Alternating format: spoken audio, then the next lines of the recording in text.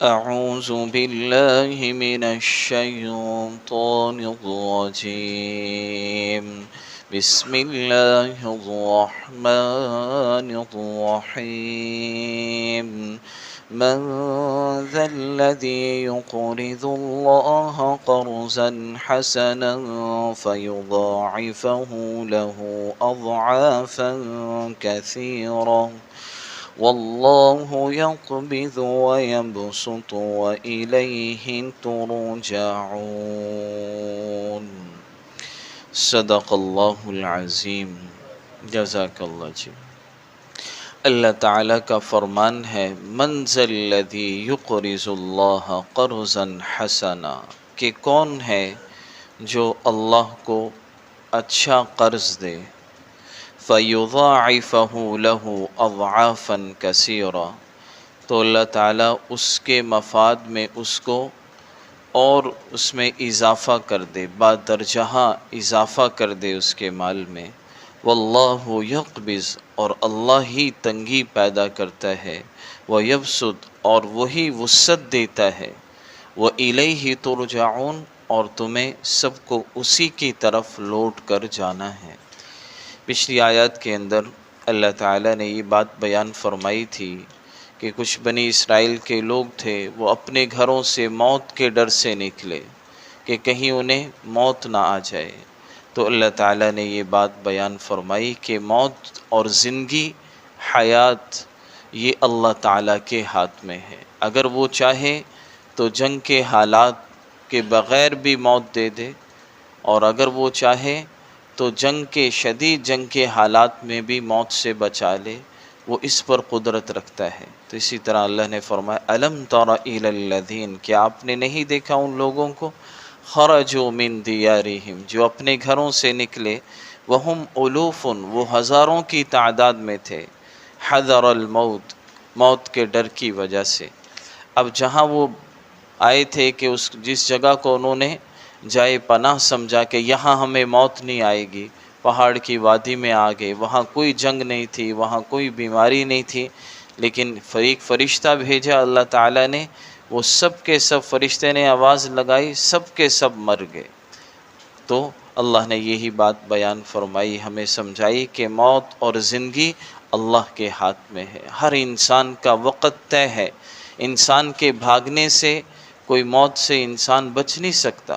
قرآن کے اندر اللہ کا فرمان ہے قُلْ إِنَّ الْمَوْتَ الَّذِي تَفِرُّونَ مِنْ، آپ کہہ دیجئے کہ بے شک وہ موت جس سے تم بھاگتے ہو، فَإِنَّهُ مُلَاقِيكُمْ، وہ تم سے ملاقات کر لے گی، تم نہیں بھاگ سکتے.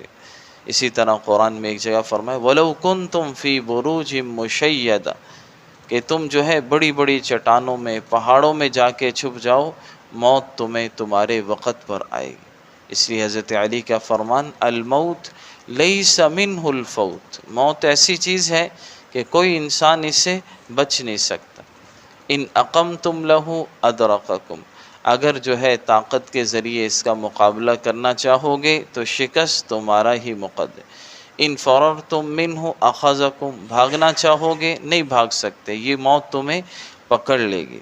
بہرحال انسان کو موت سے نہیں بھاگنا چاہیے، بلکہ موت کے بعد کی جو زندگی ہے اس کی تیاری کرنی چاہیے. اس کا اللہ نے مکلف بنایا ہے کہ تم جو ہے موت کے بعد کی جو زندگی ہے اس سے کی تیاری کرو. اللہ کی تقدیر سے کے سامنے کوئی انسان کی تدبیر فائدہ نہیں دے سکتی. جہاں اللہ نے جس کی موت لکھی ہے وہیں آ کر رہے گی، جس وقت لکھی ہے اسی وقت آ کر رہے گی. قرآن میں اللہ کا اٹل فیصلہ ہے لِكُلِّ أُمَّةٍ أَجَلٌ، کہ ہر آدمی کا ایک وقت مقرر. فَإِذَا جَاءَ أَجَلُهُمْ لَا يَسْتَأْخِرُونَ سَاعَةً، جب وہ وقت آ جاتا ہے لَا يَسْتَأْخِرُونَ سَاعَةً وَلَا يَسْتَقْدِمُونَ، نہ وہ آگے ہوتا ہے وقت نہ پیچھے، پورے وقت پر انسان کو موت آ جاتی ہے. تو وہ لوگ بھاگے تھے، گھروں کو چھوڑ کر بھاگ گئے، تو اللہ نے ہمیں یہ سبق دیا کہ موت سے یہ بھاگنا نہیں ہے، اسے نے اپنے وقت پر آنا ہے. اس لیے بس تم یہ کرو کہ موت سے بھاگنے کے لیے کہیں اللہ کی نافرمانی نہ کرو، بلکہ تم جو ہے جب اللہ کا جو حکم آ جائے اس کو پورا کرو۔ جہاد کا حکم ہے تو اللہ کے راستے میں جہاد کرو، وقاتلوا فی سبیل اللہ، اللہ کے راستے میں جہاد کرو، وعلموا، اور تم جان لو، ان اللہ سمیع علیم، کہ بے شک اللہ سننے والے ہیں، جاننے والے ہیں۔ آج کی جو آیت ہے اس میں اللہ کا فرمان، من ذا الذی یقرض اللہ قرضا حسنا، کون ہے جو اللہ کو قرض حسنہ دے۔ قرض سے مراد کیا ہے؟ نیک اعمال، اللہ کے راستے میں خرچ کرنا، کہ قرض سے اللہ نے اس لیے قرض فرمایا، جس طرح قرض کا عوض ضرور دیا جاتا ہے، اسی طرح جو تم اللہ کے راستے میں خرچ کرتے ہو اس کا عوض بھی تمہیں ضرور ملے گا۔ جیسے کوئی آدمی قرض دے تو آدمی کو پتہ ہوتا ہے یہ میرے پیسے واپس آ جانے، ایسے ہی اللہ فرما رہے ہیں جب تم اللہ کے راستے میں خرچ کرو تو تمہیں یہ یقین ہونا چاہیے۔ اس لیے اللہ نے قرض سے تعبیر کیا کہ یہ تمہارے پیسے ضرور واپس آ جائیں گے۔ اور آج کی جو سبق ہے اس میں خوبصورت بات کیا اللہ نے فرمائی، فَيُضَاعِفَهُ لَهُ أَضْعَافًا كَثِيرًا، تاکہ اس کے حق میں ہم جو وہ خرچ کر رہا ہے اس میں بادرجہ اضافہ کر دیں۔ یعنی یہ نہیں کہ اتنا ہی واپس لوٹے گا، بلکہ اللہ فرما رہے ہیں ہم اس کو بہت زیادہ اضافے کے ساتھ جو ہے تمہیں لوٹا دیں گے۔ اس لیے اللہ کے نبی کا فرمان ہے، میں قسم کھا کر کہتا ہوں کہ صدقے سے مال کم نہیں ہوتا۔ اللہ کے نبی نے فرمایا کہ میں قسم کھاتا ہوں اللہ کے راستے میں خرچ کرنے سے جو ہے مال میں کمی نہیں آتی۔ ایک حدیث مبارکہ میں ہے، جب آدمی قرض حسنہ، اللہ نے فرمایا کہ اچھا قرض، اچھا قرض سے مراد کیا ہے کہ انسان کی نیت بھی جب آدمی خرچ کرے تو اخلاص کے ساتھ خرچ کرے، ریاکاری کی نیت نہ ہو، دکھلاوے کی نہ ہو، تکبر فخر کی نہ ہو، بلکہ اللہ کی رضا کے جذبے کے ساتھ کرے کہ میں یہ اللہ کی رضا کے لیے خرچ کر رہا ہوں، تو پھر وہ بہترین قرض بنے گا۔ ایک حدیث میں ہے کہ جب آدمی ایک کھجور کا دانہ اللہ کے راستے میں خرچ کرے لیکن اخلاص کے ساتھ ہو تو اللہ تعالیٰ اس کا اجر اتنا بڑھا دیتے ہیں کہ وہ احد کے پہاڑ کے برابر جو ہے اللہ اسے اجر عطا فرماتے ہیں۔ اور اسی طرح علماء نے ایک مطلب یہ بھی لکھا ہے کہ کون قرض دے، اس سے مراد علماء نے یہ بھی لکھا ہے کہ قرض دینے کا مطلب یہ بھی ہے کہ اللہ تعالیٰ کے ضرورت مند بندوں کو قرض دیا جائے۔ کوئی آدمی ضرورت مند ہے، اس کو قرض کی ضرورت پڑ گئی تو آپ اسے قرض دے دیں، اس پر بھی اللہ تعالیٰ کی طرف سے جو ہے اجر ملتا ہے، تاکہ اس آدمی کی ابھی اس کا مثلاً آج کل کے دور میں کسی کو ضرورت پڑ گئی، کسی کا بل زیادہ آ گیا، کسی کی کوئی اور ضرورت ہے، وہ آپ کو اس سے قرض مانگ رہا ہے، اگر وہ آدمی وعدے کا پکا ہے تو آدمی کو قرض دے دینا چاہیے، اس سے بھی اللہ کی طرف سے جو ہے بڑا اجر ملتا ہے۔ یہاں تک حدیث میں آتا ہے، ما من مسلم یقرض مسلما قرضا مرۃ الا کان کصدقتہ مرتین، کہ جو آدمی کسی کو قرض دے تاکہ اس کی ضرورت پوری ہو جائے، اس کا جو یہ مشکل وقت ہے یہ اس سے گزر جائے، تو فرمایا اللہ تعالیٰ جتنا اس نے قرض دیا ہے اس قرض کو، اس مال کو 2 مرتبہ صدقہ کرنے کا اللہ ثواب عطا فرماتے۔ دیکھیے قرض میں پیسے بھی واپس آ جائیں گے آپ کے، لیکن کیا ہوگا، آپ کو اتنا مال 2 مرتبہ صدقہ کرنے کا ثواب مل جائے گا۔ یعنی سمجھے بعض صورتوں میں قرض کا صدقے سے بھی زیادہ ثواب ہو جاتا ہے۔ اس لیے اللہ نے فرمایا کون ہے جو اللہ کو قرض حسنہ دے گا تو اللہ اس کے مال میں بہت ہی زیادہ اضافہ کر دے گا۔ اب جب یہ آیت نازل ہوئی تو 3 فرقے بن گئے۔ کچھ تو یہودیوں کے نافرمان جو لوگ تھے، بد نصیب، انہوں نے کیا کہا، ان اللہ فقیر ونحن اغنیاء، نعوذ باللہ من ذالک، کہ اللہ فقیر ہے، نعوذ باللہ، جو ہم سے قرض مانگتا ہے ہم غنی ہیں۔ یہ تو بد نصیب لوگ تھے، یہودی ہلاک ہو گئے یہ لوگ۔